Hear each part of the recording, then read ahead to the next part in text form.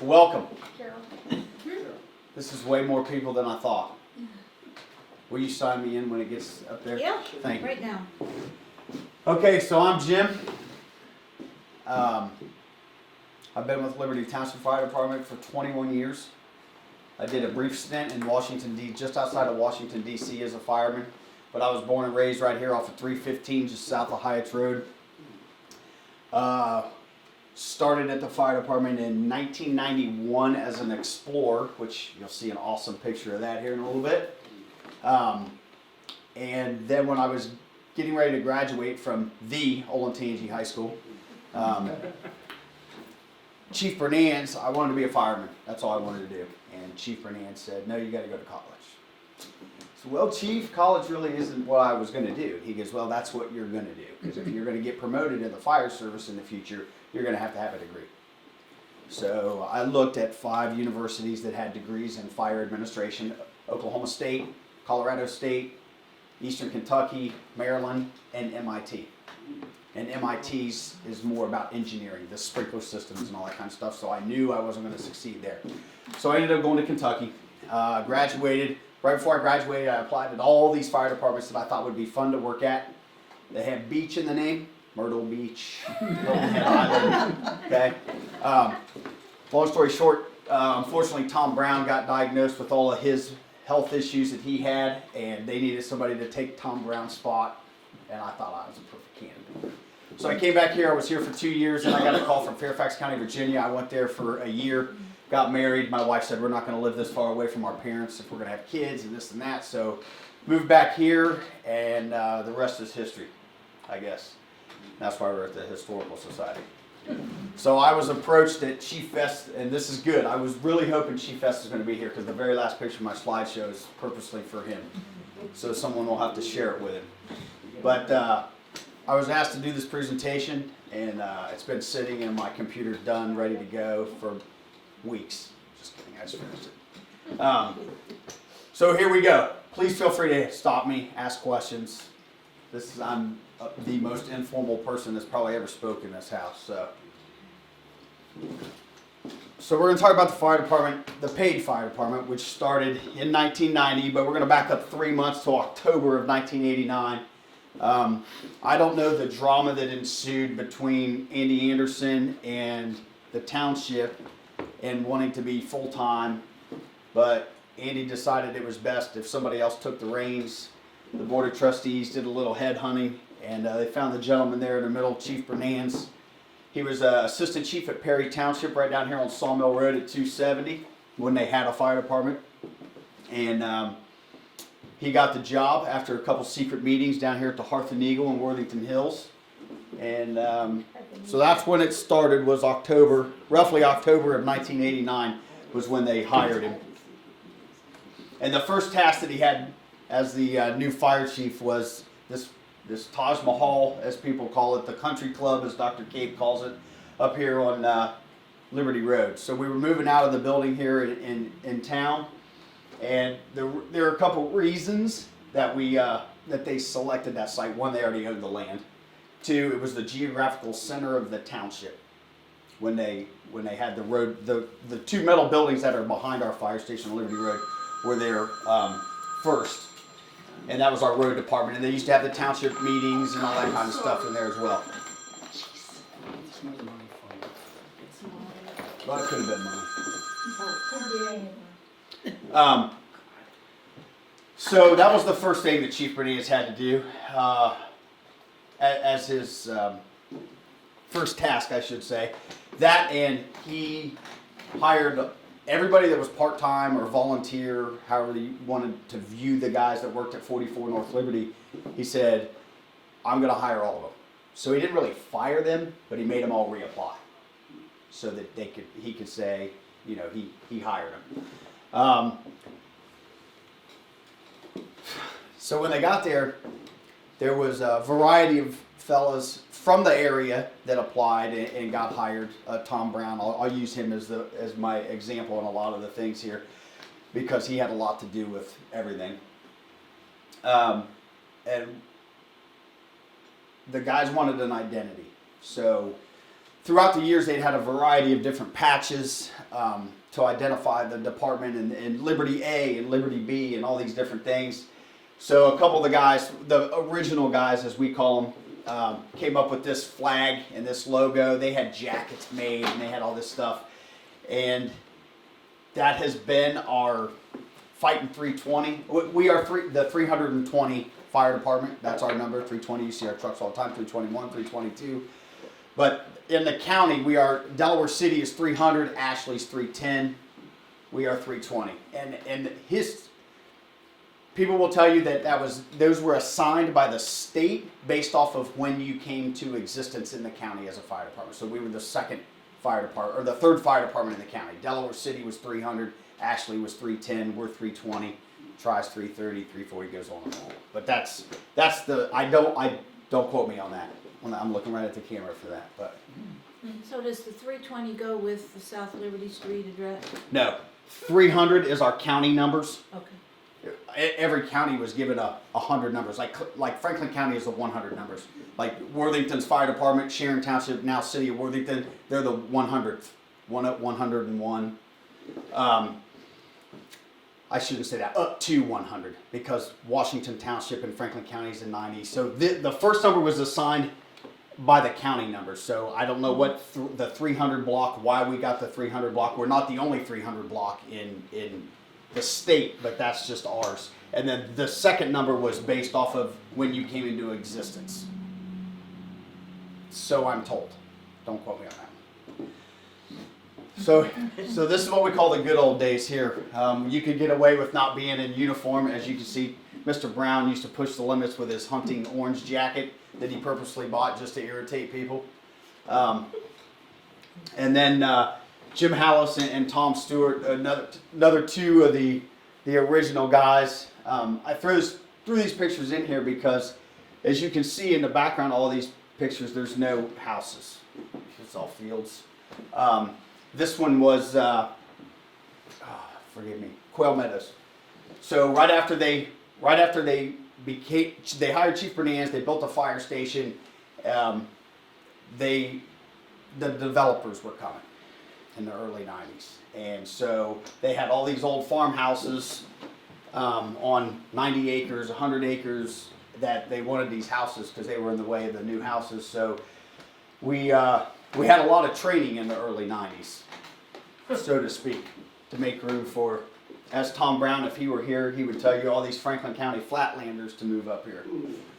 So, and like I said, Chief Reardon's first job was to tackle this building, and I cannot find the newspaper article, but when I find it, I'll be able to quote it more correctly. Was Dr. Cape, somebody questioned Dr. Cape about the beauty of this building, the size of this building, and all this stuff. And Dr. Cape says, this is a country club community, and our fire station will look like a country club. So that's why it is the way it is. And you can see at the beginning when they first moved in, and you know they've moved in by now because they obviously had the flag going, the trucks are there, but you notice they don't have blacktop. It was still gravel at the time. No landscaping. So that was right after they moved in. And then our poor original sign that's been torn down twice as we widen the road for turn lanes and everything else. So in August of 1990 was the first, and when they hired those guys, they still worked out of 44 North Liberty originally, before this station was done. The paid guys were at this station, and they used to fight over the cots, because you either slept on the couch or you slept on a military cot, because there was no, and it was in between two trucks. So, because there was no bunk room, there was nowhere to sleep. So they were excited to get up here, and as you can see, this is back in the old days. I'm supposed to be following a thing here. Sorry. Back in the old days, we had to do things with pen and paper, and that's how they took roll every day. That's how they did payroll based off that information in the book. So you can see the guys were broke down into 3 shifts: 1 unit, 2 unit, and 3 unit. Or to the general public, we were known as green, blue, and red, because if you look at a calendar, that's our calendar days are numbered or are colored green, blue, and red, so a dumb fireman can look at it rapidly and know what day he has to work this year. So there's the original hires there. and then whether they were present, sick, you know, they had all that stuff in there. So you can see on the 7th was the first day one unit moved in, and you can see they're not even done. The contractors are still in there on the working on stuff as they got their Visqueen and their sawhorses and stuff there. All right, I'm not going to use this because I think I'm doing okay without it. Everybody agree? Yes. Since this is being recorded. There we go. All right, and then a couple months later, then we got to the Jeffersons. We're kind of moving on up here. We got some blacktop finally, and we got our monopole out back. You can see it's inevitably it ended up becoming the largest lightning rod in southern Delaware County. Took quite a few hits, and then we were getting some new trucks. You can see these were some of the trucks they brought from the 44 North Liberty, and then we got this new Blazer here, and then. This is ironic, and nobody would understand this except there's 3 different ambulances sitting here, and we were buying a new ambulance, and the guy that was in charge of putting all this together for speccing out the new truck and all that kind of stuff, he said, well, what better way to get him to tell the truth than let's invite all the manufacturers at the same day instead of having them come on separate days. Man, were they hot. That did not go over well. So somebody snapped a picture of it. I just thought it was funny. One of the other things we got when we got this new fire station, and of course we got the fire station, we got Liberty Park, that's at the corner of Liberty and Home Road, the fire station, and then 2 fire trucks because of the death tax of Ralph Liebert. That's where that money came from. So this was a big deal at the time. We did not have a ladder, so to speak, prior to this, and in 1991 they bought the ladder truck and then the tanker, which is nothing more than a 2,000-gallon swimming pool on wheels, which at the time we didn't have a lot of hydrants. When I started here as an explorer in 1991, we had 90 fire hydrants in Liberty Township. Now we have over 900. So that truck's days are numbered. It doesn't take very many calls a year. It takes about 7 runs a year. And since 2010, I think it's only cost us about $7,000 in tires and maintenance. It's a pretty cheap truck to have around, but it's nice when you need it. But back to the ladder. So this was kind of a big deal. It was a 75-foot ladder, and you'll notice at the end of it, it does not have a bucket. At the time, that's what we could afford, and it served its purpose. I threw this picture in here for fun because this is an updated picture. So. About 2012, 2008, we had that truck refurbished. So we got new paint, we had a bunch of electrical work done to it. So this is it right before actually that was its last day in a Liberty Township building. And we sold it to a fire department in West Virginia, and that's actually the Liberty Township truck there in Richwood, West Virginia, with their logos and everything on it. So. They were of all the trucks that we've sold throughout the years, they were the only ones that did what I asked and sent me a picture once they had it done so I could compare them. But we've sold a lot of stuff. A lot of stuff goes to racetracks for some reason. I don't know. A lot of our medics are in Atlanta and Kansas City. So you'll see from the other picture I had on here was the dedication was October of the open house of 1990, and the open house has always been a big deal in Liberty Township for the fire department. And I will say, back in the day, it was a lot more attended than it is today. But again, that's going to go back to people's lives. Somebody said it when I first came in here. People are busy. You have a life.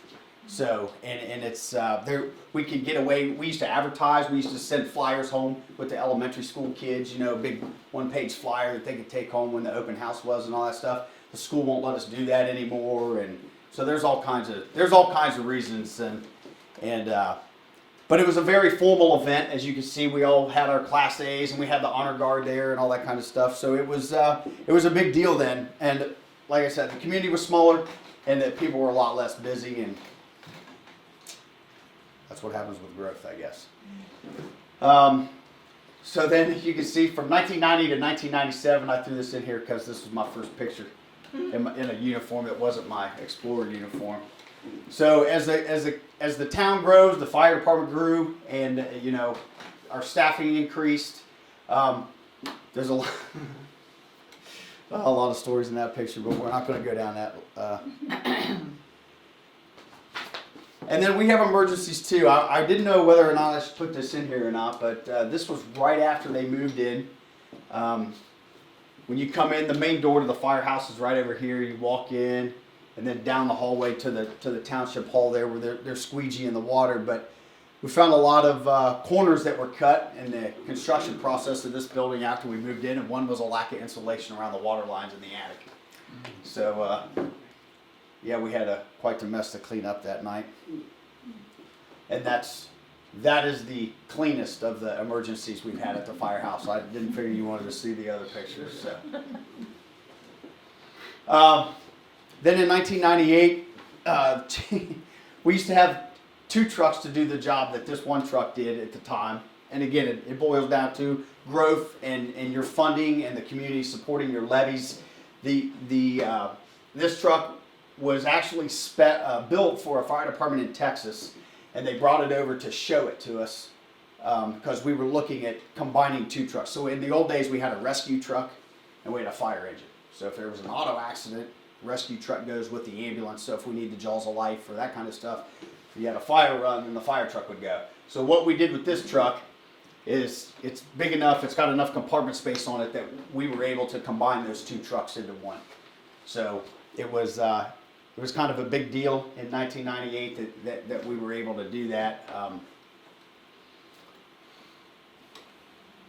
And we stole it from that department in Texas. So that was kind of cool. Then in 2004, we got what we're going to call the mothership. That's what we call it at the firehouse. That is a Suffin aerial made right over here in Dublin. And it replaced that other ladder truck that I showed you that was 75 feet. It didn't have a bucket on the end. You can see this one has a bucket on the end. It is 110 feet long. And everybody asked us when we first got it, of course, if social media was around, we would have been crucified. But everybody asked us when they saw it, well, why do you need a truck that's 110 feet? We don't have any skyscrapers here in Powell. No, but as this community grew and with our zoning rules, we have setbacks. And we cannot drive that truck in a yard and set it up to do whatever. So we have to leave it on the street. And the problem is, with the setbacks of 40 feet, 50 feet, 60 feet, our 75-foot truck, there wouldn't have been enough to get to any windows or get to a roof to cut a hole or any of that kind of stuff. So that's why we have that. Go ahead. Can't drive into a yard to save somebody? We cannot drive that truck in a yard. It will sink. Oh, okay. It weighs So the truck will sink, okay, it's not because people are complaining, oh, you're No, driving on the grass. No. Okay, sorry. It weighs 80,000 pounds, and it will. Okay. And the problem is these outriggers that come out when we set it up to stabilize it, they'll just keep going right in the dirt. So no, it just weighs too much. So here's as we progress along here, this is the dirty part of this, the boring part of this presentation, as I'll call it. So then in 2004, we hired about 18 firemen from January to June, and in that process, opened this fire station. June 28th, what a busy day that was for us. Due to our community growth and this thing that runs here every 30 minutes called a train, our community was growing on the west side of the tracks and was creating some delays in us getting to where most of our runs were occurring. And at the time, some of it was Wyandotte Lake and Zoombezi, Wyandotte Lake and the Columbus Zoo at the time, but we had to do something because that's where all the development was coming on that side of the railroad tracks. So we had originally, if anybody remembers, our original location was on Big Bear Avenue by the elementary school, east of Sawmill Parkway. And we had that land, and we were going to put the fire station there, and a couple of the board members had worked a deal with this land that was donated where our fire station is now, because that was deeded as a park. So we had to go back and get permission from the people that deeded it to us to build a fire, to take 3 acres of it to build a fire station. And that's how it ended up there. And yeah, You're talking about the pictures in front of the base, though. The pictures that we took right here where we cut the ribbon. Those are the pictures you're looking for, right? Yeah. In the daytime, Yeah, that's they were, nice. they were Yeah. the front door. Yeah. Those- Well, this and him. That, I threw this picture in here because these guys were funny. This was the official date that we opened this fire station. Remember, green, blue, and red days. Well, red days. That's the land of misfits, as we call them. That's 3 unit. That's the land of misfits. So they went down the night before. They went down on the 27th, parked all the trucks in there, and turned the lights on like they were taking calls out of there because they wanted to be the first ones to take calls out of there. So that's why I threw that picture in there. But I forgot this is being recorded. There's some stories in here I probably shouldn't tell, but it's okay. So one of the one of the things when we built this station, we had enough reserve trucks. We had an extra engine company. We had an extra medic and whatnot. So when we moved into this station, those guys for years had, I'll say, hand-me-downs. They had the reserve trucks that we put in service to save money. You know, well, there's nothing wrong with this truck. Yes, it's old, but it still pumps water. It still takes people to the hospital. So in 2008 and then 2013 was when they actually got their first trucks for themselves. So that was a big deal to them, you know. And then we got, then we'll get to 2019. This truck right here is 4 weeks old. We just took delivery of it. It does the same things that the truck it replaced does. You'll notice though here, this big square panel, that's where the pump panel is, where all our gauges and all for our hose and stuff. So what we did here was we just put a door over top of it to keep it clean. Because the salt and the brine and all that stuff now it's really taking a toll on the trucks. So we added that door there. It's a little cleaner look and whatnot, but that's our pride and joy right now. It's also a paramedic. Yes, everybody that works at the department is a paramedic. Yeah, you have to be a paramedic and a firefighter too, or professional firefighter to apply at Liberty Township. Where did that one come from? Where it was built over in Dublin? They're all right here in Dublin. Yep. Yep. And all of our ambulances come from Horton. Well, I shouldn't say now they do. They all come from Horton, which is down in Grove City. And part of the reason that we purchased from those two manufacturers, one, by Ohio, and two, when something breaks on it, we don't have to worry about the guys in Wisconsin or all these other fire apparatus manufacturers. It is kind of nice. So training, we could not be successful in what we do without training. I mean, that's what we spend the majority of our time doing. We train on obviously fire, EMS, rescue, water, ice. But there's other things. Fire alarm systems. You think when you go into Giant Eagle and you walk in there and you look to the left at that fire alarm panel, how different that fire alarm panel looks from one that's at a zoo building that was built in the 80s. So you have to constantly stay up with this stuff and understand how they work, how to reset them. When we go in and we look at the alarm panel, kind of looks like a thermostat, and it'll tell us exactly where the device is that's activated and all that kind of stuff. So we have lots of training that we do. So I'm going to go back to, active shooters. There's another thing that's the flavor of the decade, I think. Mental health issues, whether it's firefighters, our own, or mental health crisis that we're running on, for an EMS run. All this is continuous training. I feel like it is where we spend most of our time during the day when we're not on calls. We're doing some sort of training. But technology, that's another thing. It used to be in the old days, it was a big deal to have your house number painted on the curb in some subdivisions. Some people used to have big numbers on their houses. We use computers now. So it's just like, the computer, when you call 911, whatever you tell the dispatcher on the phone comes up on our computer screen in our truck. So we can see exactly what you're saying to them. And then it also generates a map. It puts a little dot right on your house. And then if we chose to, we could show us driving down the road to it. But street training, there's a big difference in the training. In the old days, before technology and all this kind of stuff, and before we had 900,000 streets in this township, everybody had to know, you had to know addresses. 8939 Riverside Drive, Round Hill Apartments. It was what test question that I had to know back in the day, and I'll never forget it. So we used to have to know things like odd and even numbers, north side of the street, south side of the street, east side of the street, west side of the street, things that, you know. So my kids think I'm a little crazy when I give them an address or something, and I go, oh, that'll be on the right. I'm like, how do you know that? I'm like, well, because What do you do in the retreat? in the retreat we look at our computers. You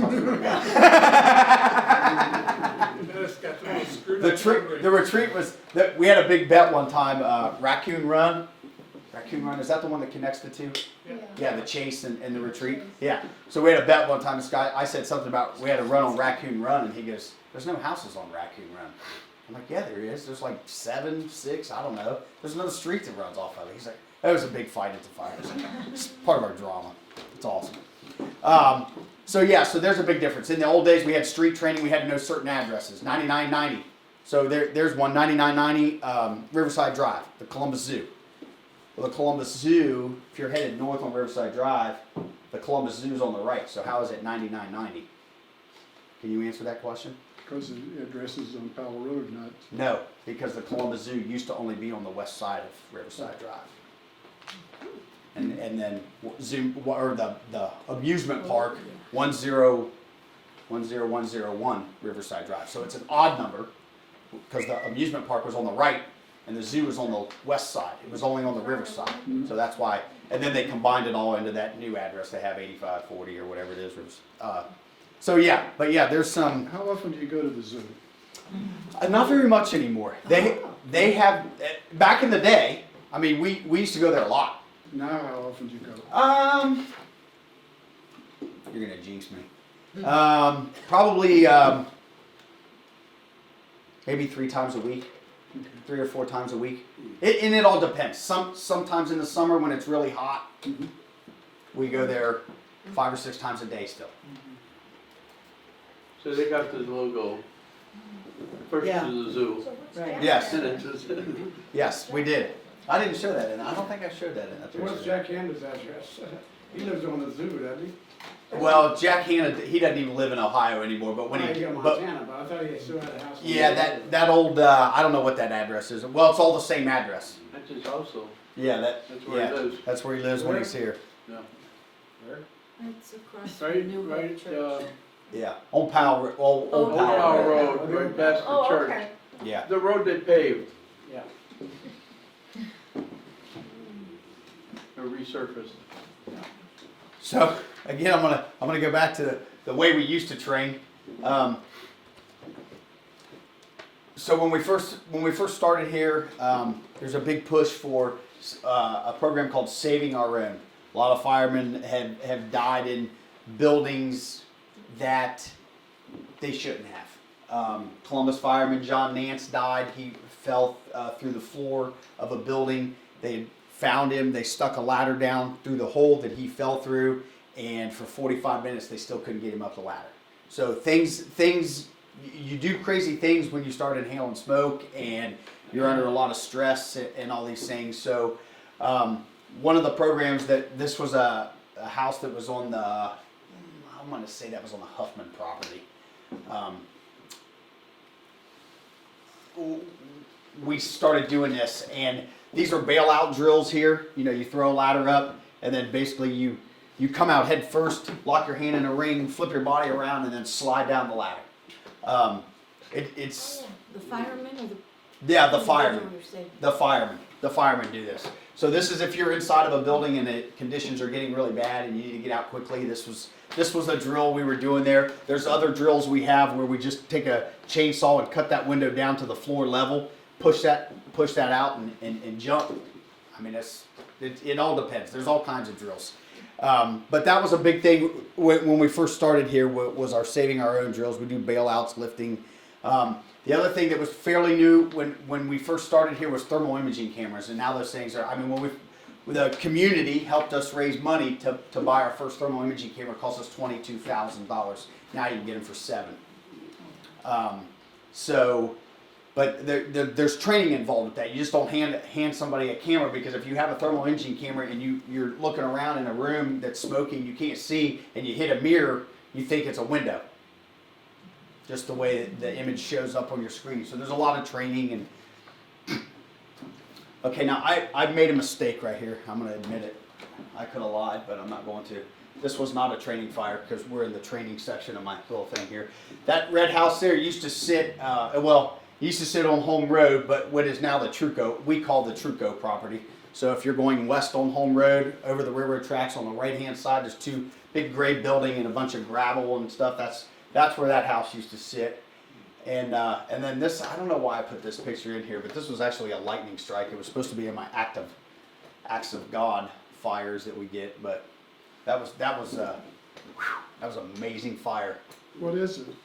It's a shed. It's a she shed. It's a she shed. And there's a big propane tank back there. Yeah, it was a little intense for a minute, but yeah. So this was one of the first training fires that they had once they had gone full time when Truco bought that and burned it down. And oh man, why did you put that picture in there, Jim? Because I went to Olentangy High School, and Olentangy was one of the first schools in the area to get athletic trainers for the student athletes and all that kind of stuff.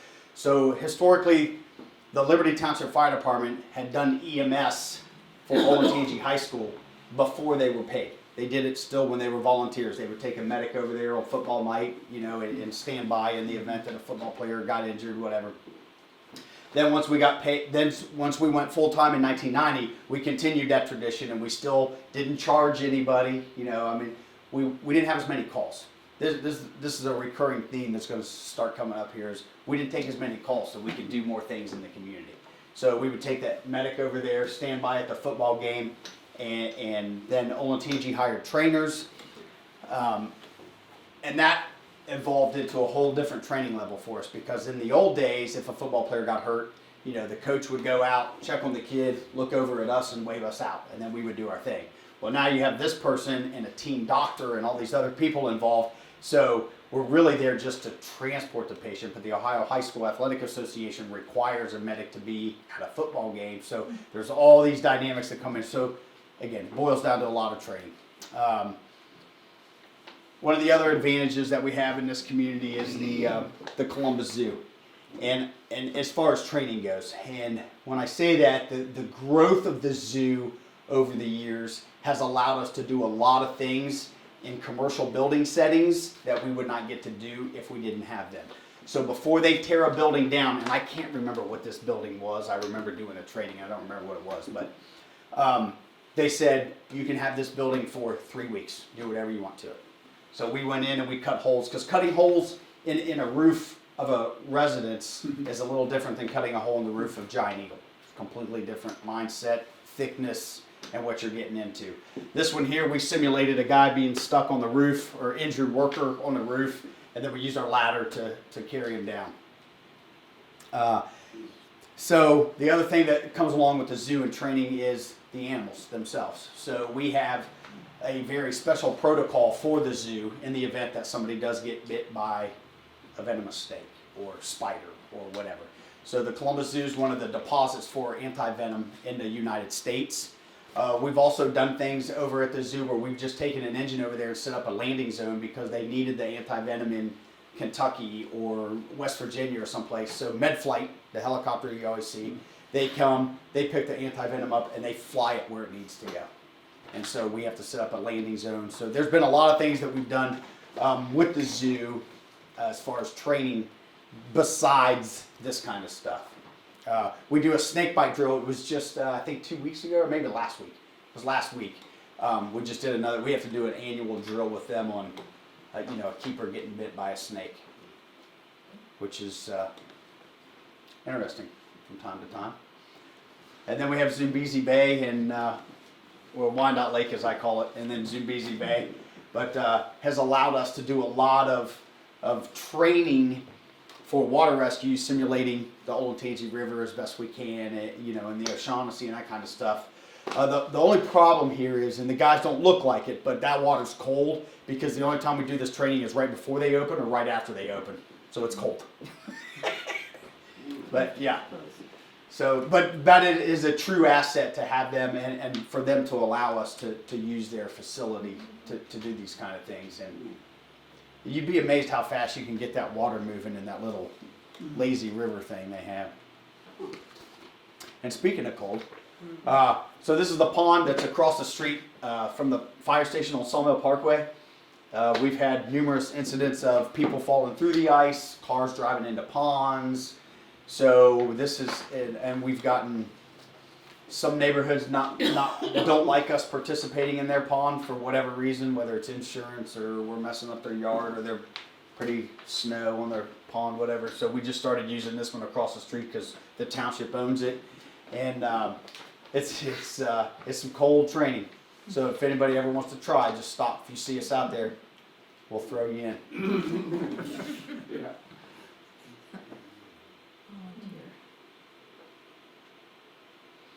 And then I threw this picture in here. This was from back in the old days. We used to have we have a dummy. We have a lot of them, but this one here's name is Randy, and he's a 165-pound simulation person that we would use to simulate, getting somebody down a stairwell or out a window or whatever. And somebody thought that the pole at the firehouse, we slide down from upstairs, is right over here. Somebody thought it'd be funny to, put a coffee cup in his hand, put Chief Stewart's helmet on him, and so when you came down the pole, there's kind of scary. I just thought it was funny. So the next part of my little presentation here, how am I on time? Anybody in a hurry? No. All right, you guys don't have anything else to do tonight? I started driving a bus at about 6, so. All right. I got to be at work at 8, so. Before I forget to say it, I want to thank fire department for being available to change batteries. Oh, we're getting all there. Alarms. We're getting there. Those are the other things we did. I know. If you need help and you don't need a gun, call the fire department. That's what everybody thinks in this town. Okay, so, did I say that on recorded? You did. Can you edit that? All right. I definitely will not. That was sarcasm, folks. All right. So you're firefighters. What's the difference? Really nothing. Back in the old days, everybody was local. Does anybody know those people in that picture on the right? I recognize him. Tom Brown on the bottom. Tom Brown, Huffman's? the Huffmans, Oh, okay. and then Jim Wright. So those were some of the originals when we moved up to the other station. Those were some of the originals that came from the volunteer department, and then a couple guys from today, and then old Scott here. So, but in the old days, everybody used to be local. Everybody was here. Everybody's kids knew each other's kids. Everybody's wives knew each other's. All these things. They did things together on their days off because it was a volunteer, and in order to have a successful volunteer department, you had to be local. So everybody knew everybody.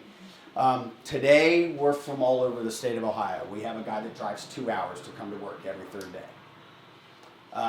We have a lot of guys that live out by Kenyon College. We have there's some guys that travel. So our life is a little different from that aspect.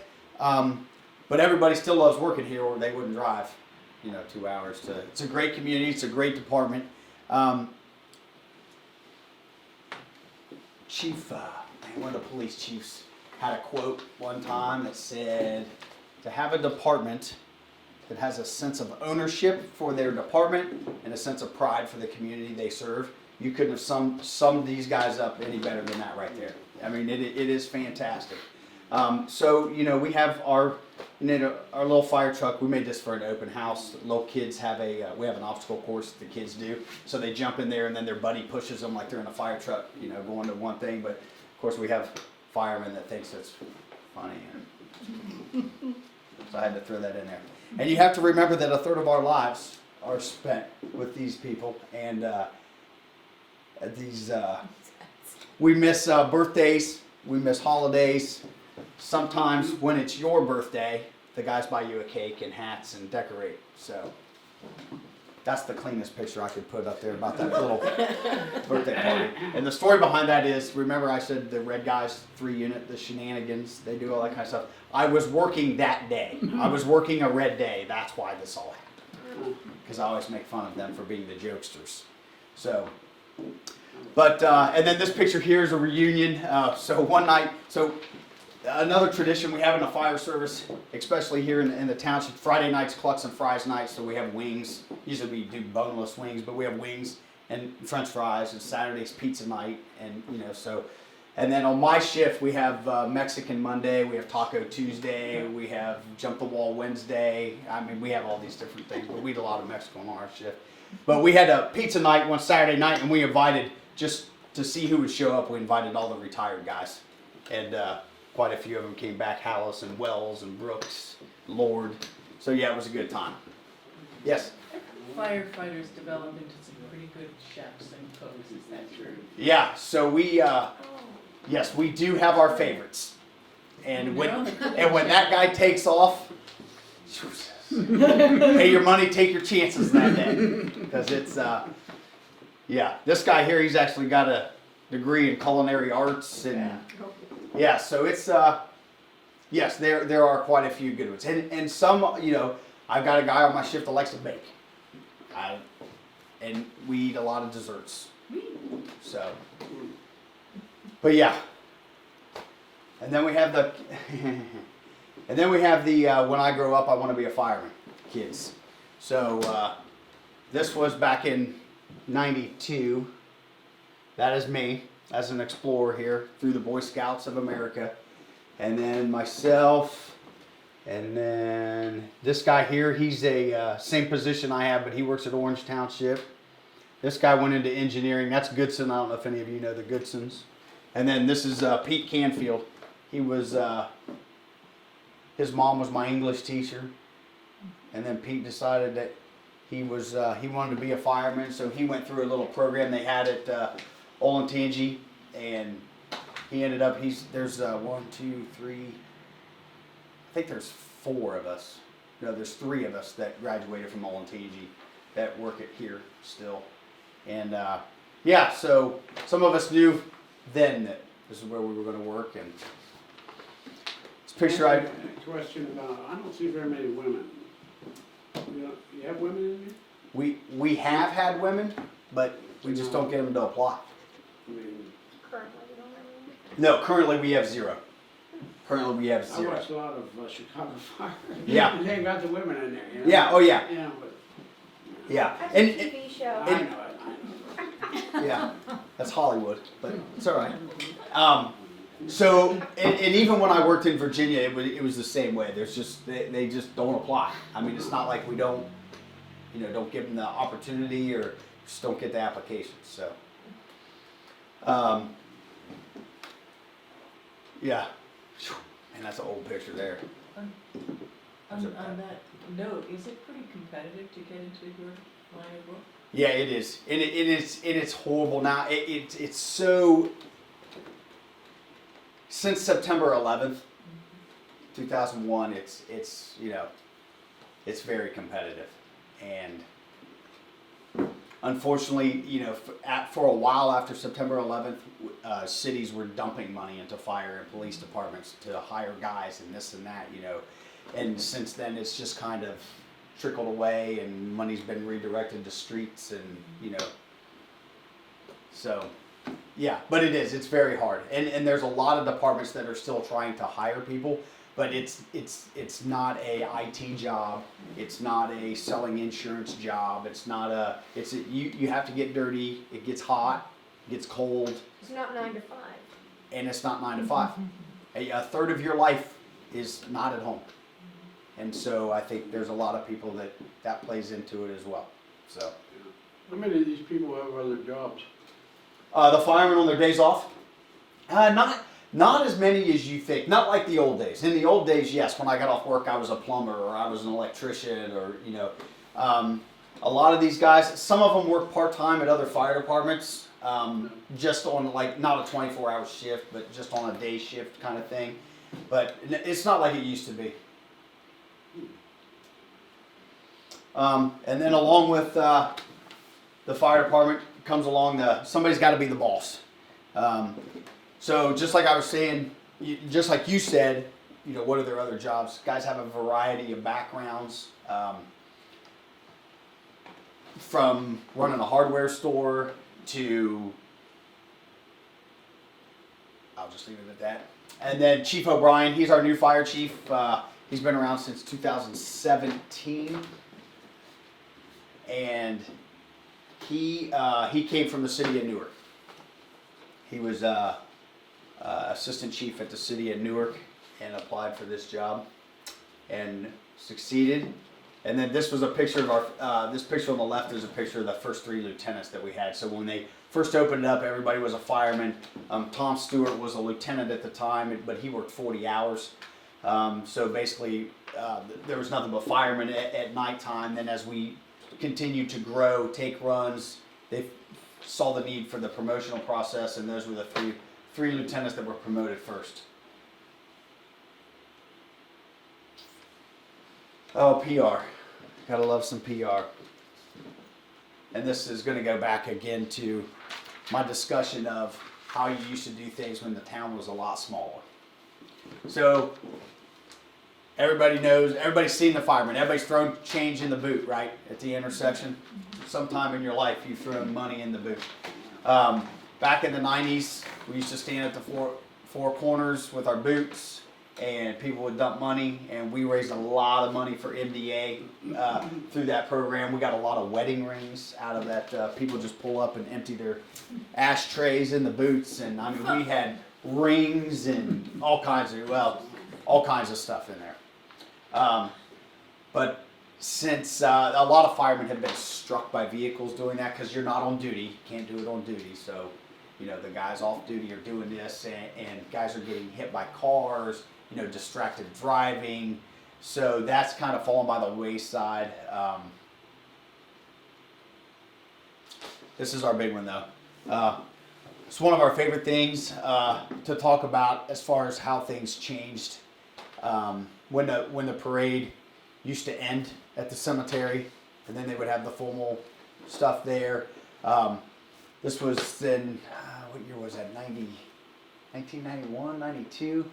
Mrs. Kate found out that Chief Reardon was a Vietnam veteran, and so after the parade we had that year, we came back, and the chief, none of us knew that she had done this, but she got him a cake and decorated and all this kind of stuff. So it's always been kind of a big deal. This year, after my guys were on duty for the parade this year, and afterwards we had our families over after the parade and that kind of stuff. So it's kind of a big deal. Parade's getting bigger. The observers of the parade, I should say, that crowd is getting bigger. So I don't know what's going to happen in the next few years, but don't talk about that. You're just a resident right now. So that's a big deal. We make house calls. This, again, back in the old days, we used to, when we didn't take as many runs, the community wasn't as big, there wasn't this big demand. We used to go to birthday parties for kids. We used to take the fire truck out. You were having a birthday party at your house for your kid. We used to go out and spray some water and let the kids run through it. That's actually in the retreat. Whoever asked me about the retreat earlier, I think that's Cardinal Hill. And then, you know, we do the breakfast with Santa here in Powell. That's not what this is, but we do the breakfast with Santa. It's just, we used to do a lot more. We were able to do a lot more stuff because of the amount of runs we took versus the amount of runs we take today. This was actually, you can see all the guys are in their gear. That was actually, those people were having a Christmas party, and Santa came to their house, and while he was there, their carbon monoxide alarm went off. So we showed up and they said, hey, can we get a picture with the fireman and Santa? So we did. So this was so we've done this for years. The Prom Promise at Olentangy, well, it started at Olentangy and then moved over to Liberty. We started taking care of Liberty when they opened. But the Prom Promise, you know, we get the drama kids from the school. We moulage them up. We simulate this auto accident from drinking and driving at prom, that kind of stuff. We do land a helicopter. The kids do a great job of playing the part.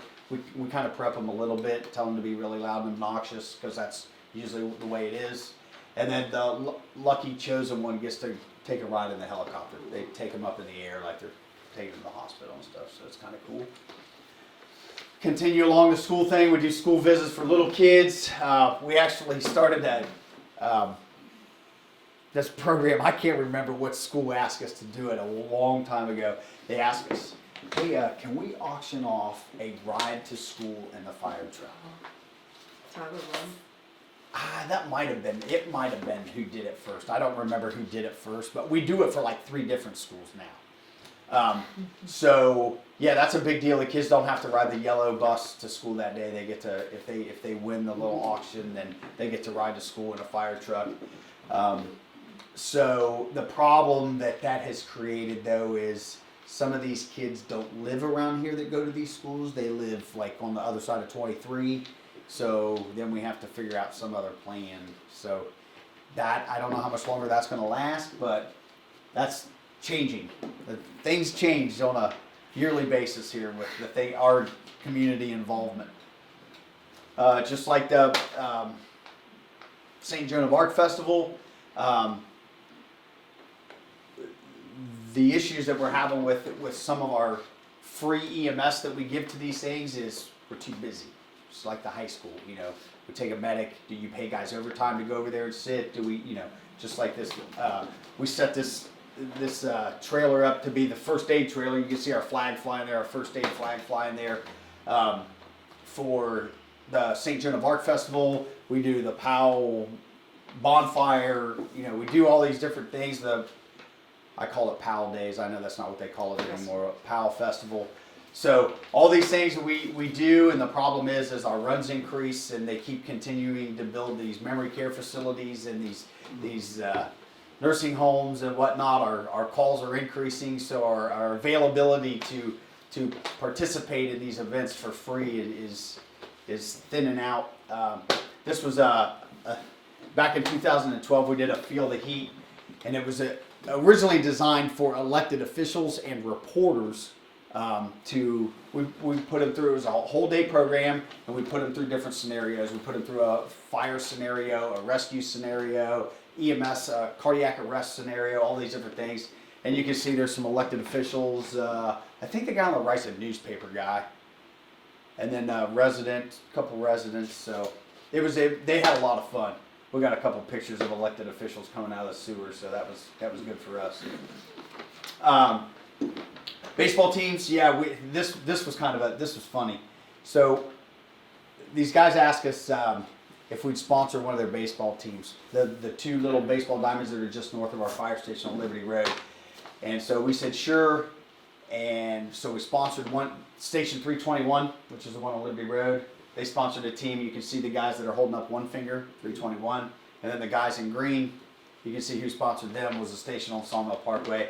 So they actually got to play each other down here at the library park, I think is what they call it.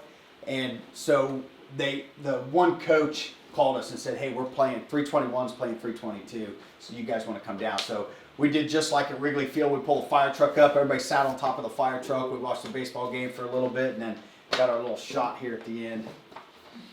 Another thing that we did, the Mott's Military Museum was doing a fundraiser, and they did it at the Columbus Zoo, and they brought in 4 guys that were survivors from September 11th. And that's the 3 guys on the right there, and then this fella here. And then there's some Mott's there. So we went down and those guys all did little presentations on the day, September 11th, and their role and everything they did. So we went down there, it was a great time. Dennis love us. So then we have candy by the carload. That's coming up here, right? So it's a good time. And we have the longest line of everybody there just because everybody loves the firemen and getting candy from the firemen. This was a cool thing that Domino's Pizza did, and I cannot remember when it was. I want to say it was 2000 and I think it was like 4 years ago. So Domino's Pizza started this thing where if you called Domino's and ordered a pizza on this certain day, we would follow the delivery guy.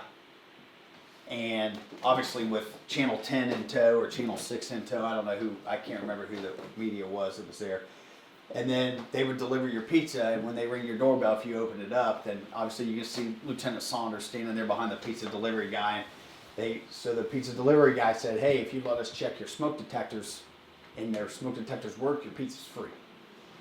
If it doesn't work, the fire department will replace your batteries, blah, blah, blah, blah, blah. Inevitably, they still gave him free pizza, I think. But yeah, so just for letting them go in the house, letting us go in the house.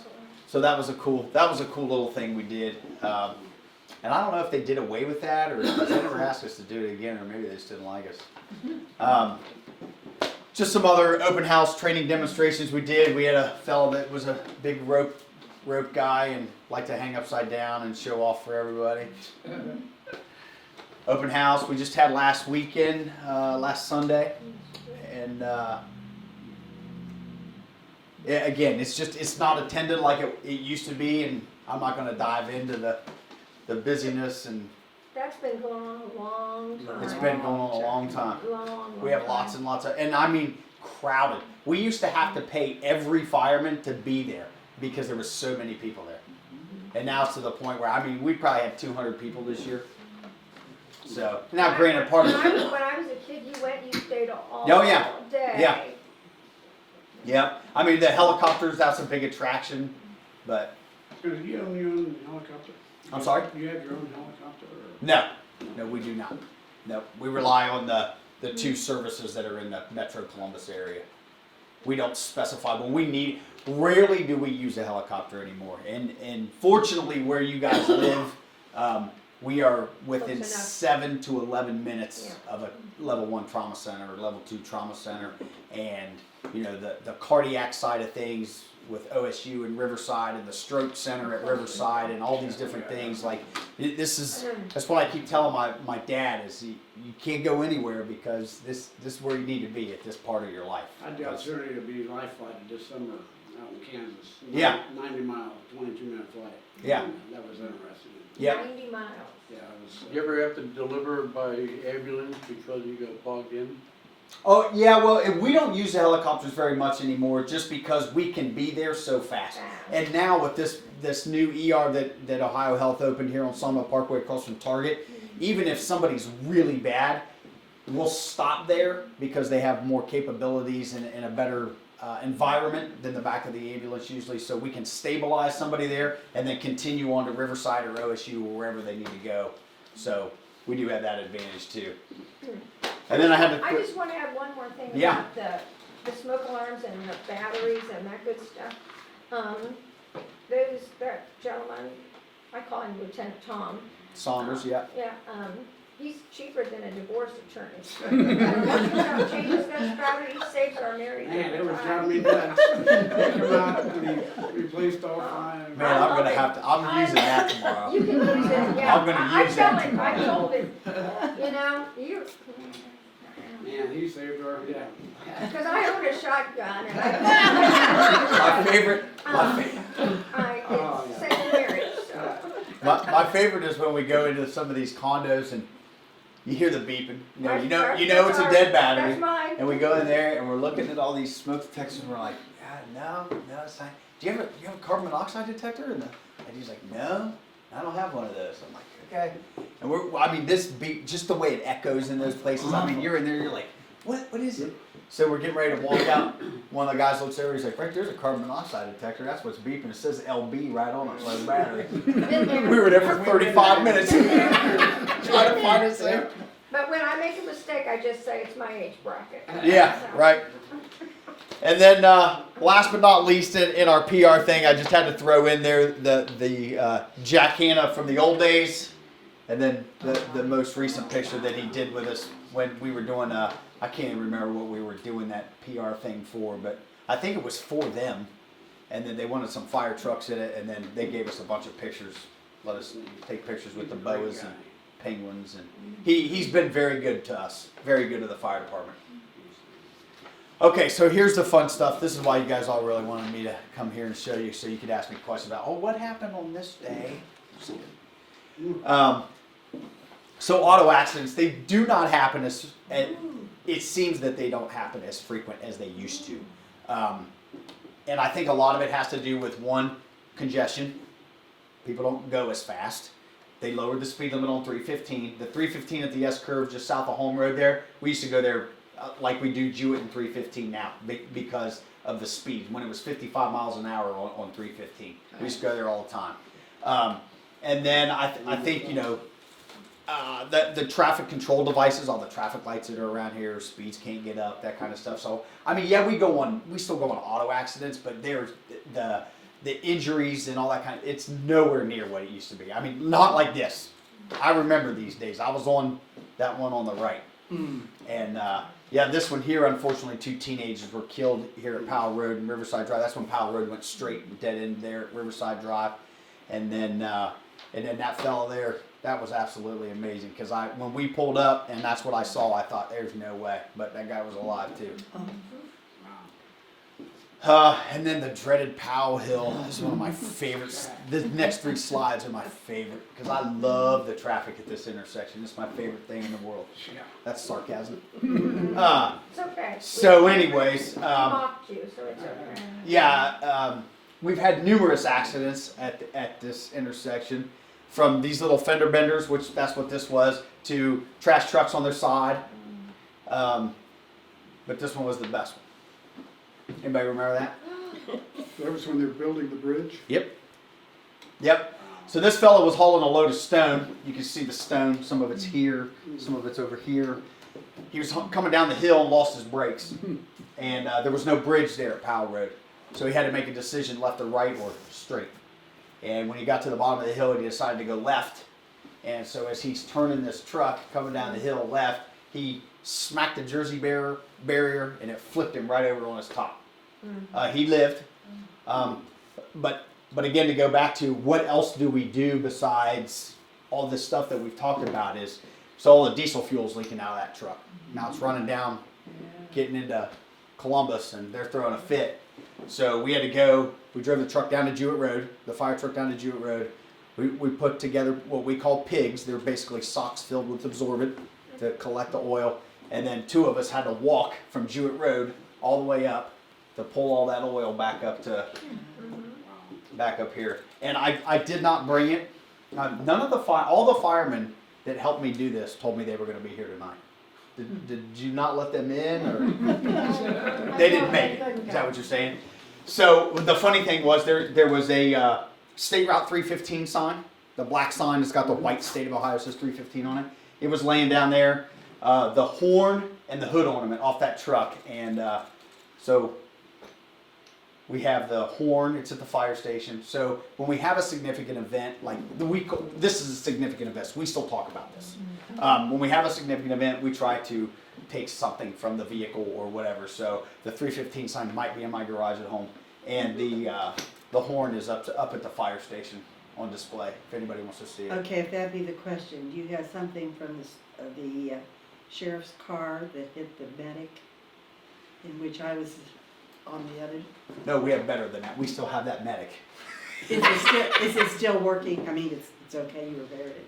Oh yeah. Now see, this is yes. The medic yes. But then when you have something like that, that's training. That you use that incident as a training. Oh, constantly. And the state of Ohio as well, because that Jersey barrier should have held.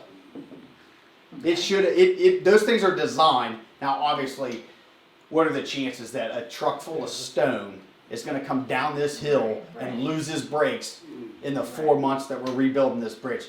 Now, when they they're getting ready to redo the Home Road Bridge and that whole intersection of Home Road and 315. They're making it wider. I'm not really sure how they're going to extend the existing bridge, but We go to church right We there. go to church. oh, dude, yeah, We've been talking about. it's going to be a disaster. I mean, they were supposed to start it in July, so I think they're still trying to figure out what they're doing here at Southern Scene and Liberty first. But Environmental problems. yes. You know, I was just thinking about your train, but who came up with the idea, well, what if a truck falls off this bridge and starts leaking oil? Yeah. What are we gonna do about it? Firemen that don't take runs, they sit around the kitchen Just table. think up things. Oh, what if this? Is that right, really? Oh, it's crazy. Okay, now, I don't know about this. Oh, man, it's not going to work. I don't know how to do it. Is it embedded? I thought it was. No, because the mouse didn't change them. It's all right. It was just you can watch it on YouTube. All you got to do is type that in the YouTube search, and you can watch it at home. You can probably kill the presentation and get it to them. Oh, it's all right. No, it's okay. It's just a news clip from the bumper car fire. I was working that day. This is another significant event we still talk about today because we were doomed.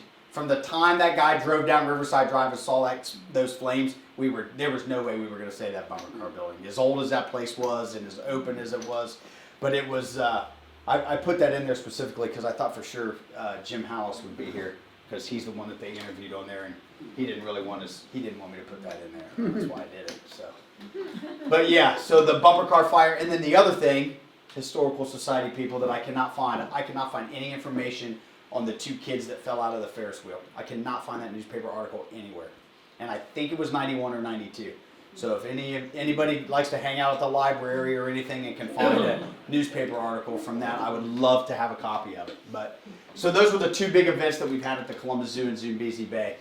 What was the kids that tumbled out of the Ferris wheel, and then the bumper car fire. And I have a, what do you call those things? Political cartoon that they had done in the Columbus thing. It talked about us not being able, our fire trucks were bumping into each other, and it was kind of funny. The other thing that we do a lot is mutual aid or automatic aid. Sorry, this is taking so long. It's taking way longer than when I practiced.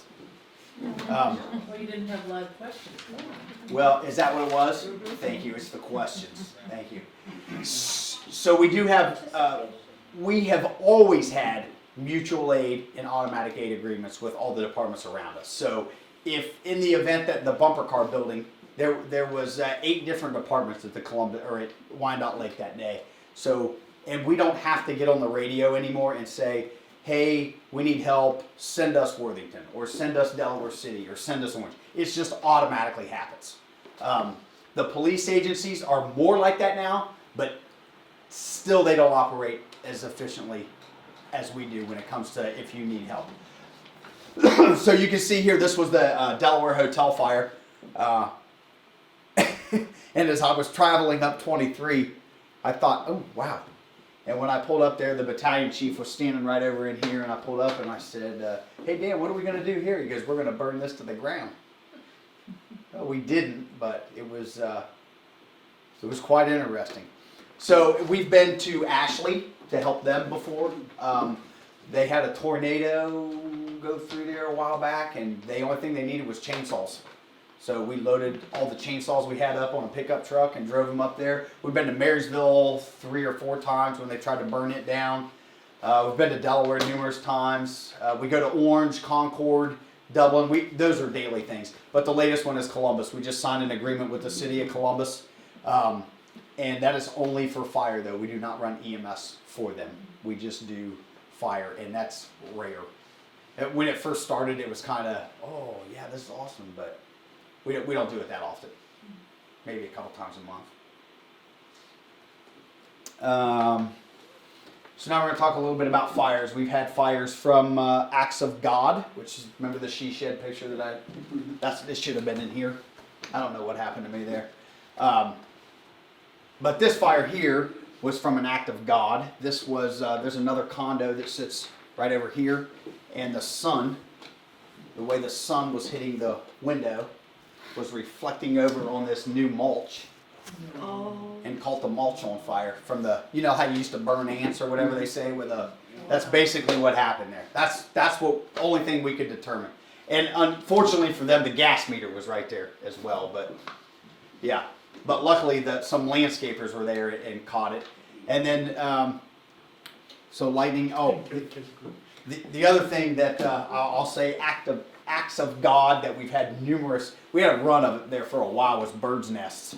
And lights, like the barns or on the side of the house or whatever, you know, birds will build a nest in there. And then back in the old days, the incandescent bulbs, anybody remember those?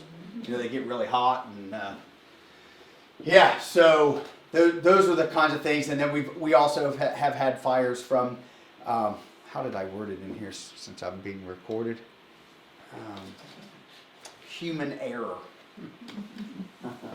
Like when you empty your fireplace ashes into a paper bag and then set them by your front door before you go to bed. Picture on the right. Whoa.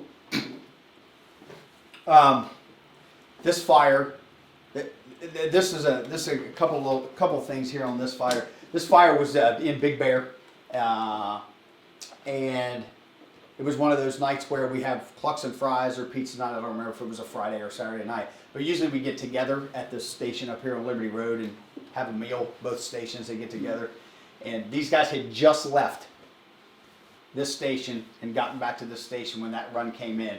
And had they not been, this is why we have multiple stations, had they not been there, that fire would have been 10 times worse than it was. That's the difference in a few minutes makes. I mean, you can see how it was when they got there. How could it be 10 times worse than that?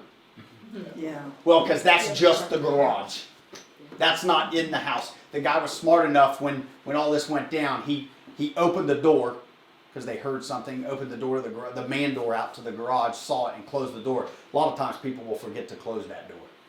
And then by the time we get there, they call 911, we get there, it's bad. But yeah, that's really just his garage. All right, so this next one is,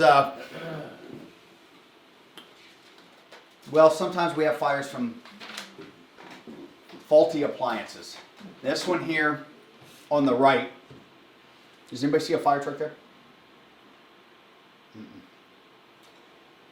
That house burnt to the ground. You can see how intense the fire is, and we're not even there yet. That's the neighbor, took that picture. There's the homeowner sitting in the grass with their dog. And that was a faulty, I'm just gonna leave it at, it's a faulty appliance. It was a tankless water heater. Now exactly why did that cause that fire, I'm not gonna get into that here. But when we got there, we're still not there. You see the fire here? Okay, when we got there, it looked like that in every window. We were doomed. We were doomed. And I say we were doomed because to the media, to the public, to everybody else, it looks like we can't do our job. But this is a great example as to you don't know the whole story. Because that's the way it was before we even got called. And then this fire here. The poor fella there got caught setting that barn on fire eventually. Is that Truco? No, that's not Truco. No, that was on Hyatt's Road up towards 23. The big horse arena that used to be up there. Yeah. And that was the barn behind it. Lost a couple horses and. Yeah.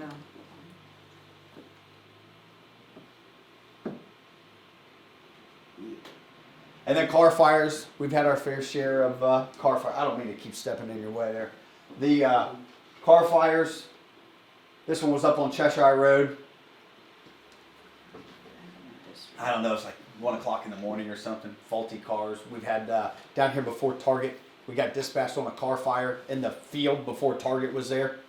We got dispatched on a car fire like 2 o'clock in the morning. It was stolen out of Indiana. We just drove it out in the middle of the field, set it on fire. So. Yes, it happens here too, folks. This poor fella, he was just trying to get to Michigan. This guy here, he was, this is what happens when you leave North Carolina and start drinking. And then by the time you get to 315 and Home Road, you kind of fall asleep, I guess, hit the guardrail, rips the rear axle off your truck and flips it over on its top. Distracted driving. I'm not really sure what happened with the 2 black sports cars, other than they hit head on, I can tell you that. But it was interesting. But like I said, the severity of injuries, that kind of stuff, is way down from what it used to be because everybody walked away. Now, the one on the right, the lady did die. But most of the runs, and she got hit by a tow truck. But most of the runs today, because of the way cars are built, and the safety features that are incorporated into cars, a lot of people are walking away from nasty things. Right here's this is your neighborhood right here. This is Jewett Road and 315. Like I said, it's kind of a regular stop for us now in a week. We go there at least once, it seems like. and I think I had a term in here for this. More cars equals impatience. Yes, it does. So this fellow was in this white car, was on Jewett Road, wanted to go north. If they want to ban left-hand turns somewhere, that's the next place they should ban left-hand turns. But this person was turning left to go north on 315, and I guess thought he could beat the semi and didn't. This I put in here just because I thought it was a cool picture. All the firemen standing around not doing anything. This was a training fire up on Hyatt's Road, and that's oftentimes I put that picture in there. Oftentimes that's what we'll have when we arrive. Yeah, how bad was it? How bad was the fire? People ask us those questions all the time. All my neighbors, how bad was it? That's usually what it looks like when we arrive. A couple windows. This, the back porch on this one. I think they have since turned that into a subdivision or a couple lots. This was up off of 315. We don't have many of these big pole barn-like structures left in the township, but this one was it's a horse farm, and then they had a little maintenance shed or shack over here is what we called it. You can see they were working on a couple cars there, but poor guy left to go get some parts up at Napa in Delaware, and when he came back, we were there. So, and then our other jobs. I made the statement earlier about if you need help and you don't need a gun, call the fireman. So some of the stranger calls that we get are animals stuck in sewers. Right here, this is right across the street from the fire station on Brewster Lane. Water in my basement. I got locked out of my house. And guess what the last one I had written down here? Fire. My smoke alarms are beeping. And my husband's left-handed. And then- He can't change batteries. And then my comment after that says, at 2 a.m. Man, how long have these things been beeping? Oh, all day. Why'd you wait till 2 to call us? Well, I can't sleep. Well, neither can we. So, okay. So that's the end. There's the old Liberty Bell at the fire station there that for years nobody knew it was there because the light bulbs burnt out and we didn't know how to get to them. But we did get that fixed, so the bell stands out there a little bit. Where'd the bell come from? It's just a metal. It's not really a bell. It's just a metal silhouette. Okay. Thanks for not showing any bad pictures like of kids up in there. Yeah, no. There's, and this was very hard for me to do because I've been there for so long, and when I get into this stuff, I'm like, oh man, you remember that? I gotta put this picture in there. Originally, this was 143 slides. It's 60, whatever I got down to 62 now. But I mean, because I was like, oh, I'll tell them about this and I'll tell them about this, and I've already gone way longer than I planned on. I'm sure than you guys planned on. Thank you. It's about my bedtime. Thanks for what you do. Yeah.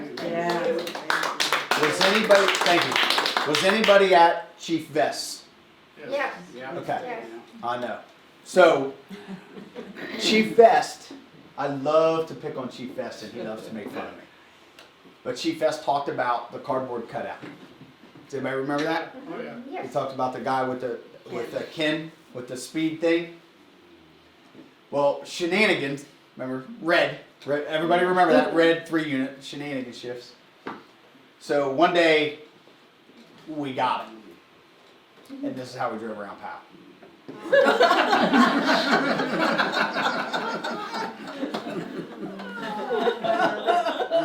Should we worry if the red shift shows up in our house? No, the red shift is, all the guys, all the shifts are fantastic. They are just the guys that they like to play practical jokes on each other. That's really what, and the Powell Police Department.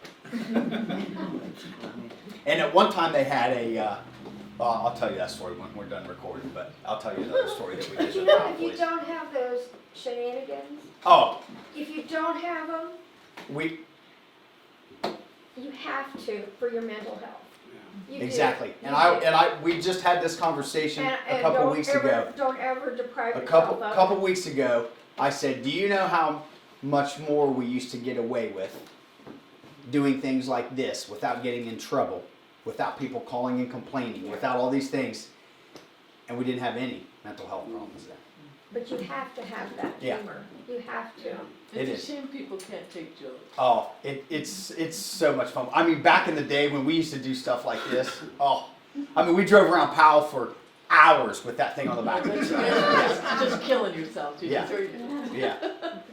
And of course, half the people are like driving, they're like, is that really a cop standing over there? Yeah. Well, make I was- them, make them think about it. It's okay, Oh yeah, it was fun. but you just have to. We used to be able to get away with a lot more stuff, that's for sure. I'm I don't know. curious about the ladder truck. Which station is it available at, and how? It is at the Liberty Road Fire Station, Mhm. and the reason that it's at that station is because that's still the center of the township. So, now, a lot of people say, well, the commercial buildings, the big McMansions, all these things over here, it doesn't matter. To us, it doesn't matter. We use that truck on every fire because they have a different job. When the engine shows up, their job is to put the fire out. When the ladder shows up, their job is to, one, get people out. That's their first job, search and rescue. Their next job is to ventilate, to get the smoke out so that the guys coming in with the hose line can find the fire. So everybody has their own job when they get there. So it doesn't matter to us, where it is. And there are standards out there, NFPA standards. There's ISO, the people that dictate how much you pay for fire insurance. All these companies they want to have skin in the game. So they want to tell you, well, put this here, put that there.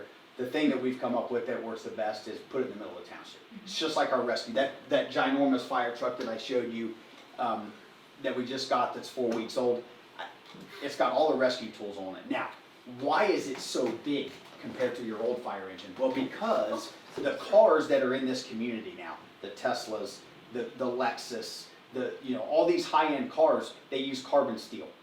Our old rescue tools, our old Jaws of Life won't cut that. So we had to go buy an $8,000 set of Jaws of Life, completely separate Jaws of Life, just to be able to cut these expensive things. So This Tesla people. I hope yes. you appreciate this. so those are the kinds of things, when and people talk about government and wasteful spending and this kind of stuff, and well, why do you need this in Powell? Why do you need a 110-foot ladder truck in Powell? Well, because your house sits 40 feet off the road, and I can't park this truck in the grass Right. in December. I could probably do it today because it hasn't rained for 2 months, and but Why the, wouldn't people want the best for their safety? yes, and so that's what it boils down to. I mean, it looks like we're wasting. We get this ginormous fire truck going down the road, and it's got all these air shores on it. It's got all these rescue. I mean, how many cutters do you need? Well, if you guys stop buying these cars that require these special things, then we won't have to do that. But EMS is the same way. I mean, the technology in EMS. The things that the drugs that we can give people today that we couldn't give years ago, and there are drugs that we used to give that we don't give today because they've been through research that's it's really not beneficial to the patient. So, and then the heart monitors that right now when we show up at your house and we put the monitor on you, we're looking at that and our eyes get this big. That's when you get concerned as a patient, just so you know. But when we look at it and go, oh, yeah, then we can automatically right then send that to Riverside Hospital or OSU or wherever you want to go. So they already know what's going on with you before we get there, and they can see it.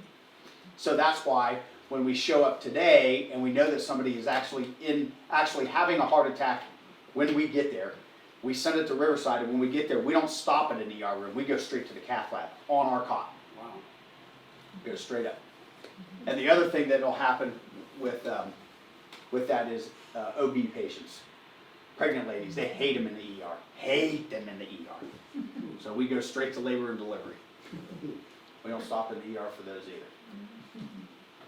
Are they putting a full hospital up off of Sawmill and Yeah, Powell? what is So the last I heard was The last I heard was that's not gonna happen for 7 years.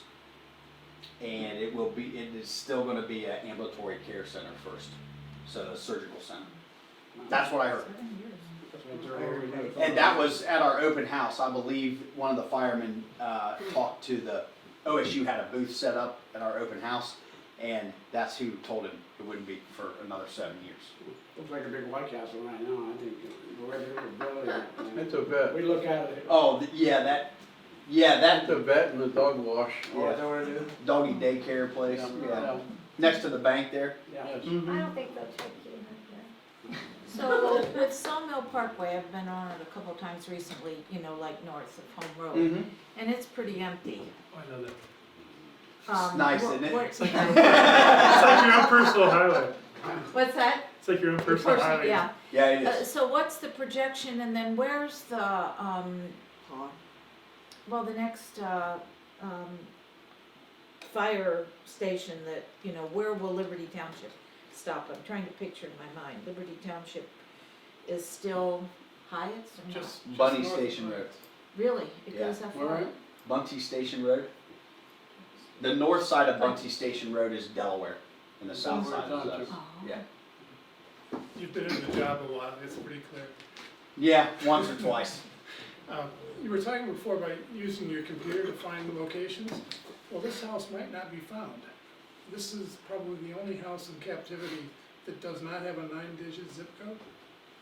And the post office doesn't know how to fix it. Doesn't have a 9-digit zip code. No, Does it have an address? it has an address. Yeah, we can find it. Okay, so you don't use the 9-digit? Nope. All right, that's good to know. No. All we do is, so the program that we use, there's a mapping program that we use. It's called MECMAP. And it was designed by a New Albany fireman. And basically on the screen, if this is the screen in the fire truck, it comes up and it's nothing but a keyboard. So that if you've got your gloves on, you know, our fat fireman gloves, or bouncing down the road in the truck, you can hit the buttons are big. It's like one of those, what do they call those phones? Jitterbug. One of those jitterbug phones got the big buttons on it. So they're big. So all we have to do is enter the number. So when we get dispatched, I was hoping we'd get a run so you guys could hear it, but when we get a run, we enter the house number, It's okay. and you know that if it's a 3-digit number, it's going to usually be in the city, and if it's a 4-digit number, it's going to be in a township. I mean, that's an old rule, but again, and then you know if it's an animal, it's going to be in the retreat. It's a, you know, raccoon or pheasant or whatever, it's going to be in the retreat. We have animals too. So anyways, We all have animals. I'll talk about the old days. So anyways, then once we enter, and then we only have to enter 2 letters of the street. Oh, So if I'm going to 7761 Liberty Road, I hit 7761 LIB, and it brings up everything in Union, Delaware, Franklin, and some other county that has those numbers with those 2 letters to start with. And 9 times out of 10, there's not very many. Amazingly, with the number, exact number match. So once it brings it up, then that keyboard fades away, and then the map pulls up, and it actually shows the parcel with I think it's a pink dot. A pink dot that the problem is you do it so frequent, I don't even pay that much attention to it anymore. And then it shows us where hydrants are, you know, the closest hydrant to the house, whether the hydrant is past the house or before the house as we're approaching, and all that kind of stuff. So yeah, it's pretty intense little program this guy came up with. Unfortunately, he just kind of let everybody use it and didn't make his millions and move to the Bahamas, but he still works as a fireman in New Albany. Who maintains it? He did sell it to a company that I don't know the name of the company. It's I mean the guy that owns it lives over here in Shawnee Hills, so but that's yeah. But it's fairly reasonable, and that's the thing, you know, some of these things, when they sell them to fire departments or whatever like this program, it's based off of your department budget. So if your budget's less than $1 million, then it costs you $900 to have this a year. But that includes all the updates, and you can imagine what that's like. And they get all their information from the county auditor. So as soon as a street is turned over to the local government, whether it's township road, county road, state road, whatever, as soon as it's turned over, it gets put on our map. So it is fairly up to date. Better than Google sometimes. So we don't need those little green signs on our mailbox. Yes, those little green signs still help us tremendously. Do they? Those little green signs were fantastic. And in the old days, we have one up there in our little, if you come in the fire station, we've got a box of historical stuff. Like we actually have, the fellow that lived across the street from you, where the schoolhouse is. Renwick, I'm sorry? Renwick? You mean a while ago? Yeah, I'm talking about, like, he was on Liberty A Fire Department many, many years ago. But anyway, his son works at Grady. And one of our firemen works in the ER at Grady on his days off, or did. And he found out that Ed was a fireman, blah, blah, blah, blah. He's like, hey, my dad used to be part of that fire department. And Ed's like, oh, really? He's like, yeah. He's like, what's his name? He gave him his name. And Ed's like, name doesn't ring a bell. He's like, I'm going to bring you something. Ed's like, okay. So he brought us in our Class A uniform, our dress uniform with our covers. And it still has the Liberty A badge on it. And the only other Liberty A badge we have was the one we got from Fred Reeves. So, it has the Liberty A. No, you can't have that either here. Thanks. Thanks for asking. My husband got his EMT license after he retired, and he wonders, is there a fire hydrant around where we live? No, see, unfortunately, in that What would happen to us? we'd get water from Briarcliff. We would get water. I'm glad you thought of that. Oh yeah. But 315 is a nightmare for us for the simple fact that there's a 2-inch water line that runs up and down 315. That's it. So all of the old homes, the older subdivisions along there, there is no water. Timberlake Drive, where I grew up, just south of Hyatt's Road, is 13 houses on a half-a-mile street, and there's no water there. Now, subdivision just below it, they got water. But for us to hit that hydrant and then drag it up 315 and then up Timberlake, we don't have that much hose. So that's because Delco was started out as a rural water system, no fire protection. Correct. And they'll still tell you that today. We're not in the business of planting hydrants, but they do. But you'll still save us, right? Oh yeah. Carriage Road's a mess too, as far as. Oh, we love your humps. Got that on tape? There was another fiasco. See, there's all kinds of things I could have put in here that we've gone round and round with residents about. Oh yeah. It works though. It deters people from driving down that street. I guarantee you that. I don't use it. Well, Yeah. thank you. Thank you. Thank I'm sorry you don't like your job. Can you tell? No, I appreciate you. We all appreciate Yeah. you. And just remember this: if you ever need us and the firemen show up, first question you ask them is today a blue day? That's all I ask.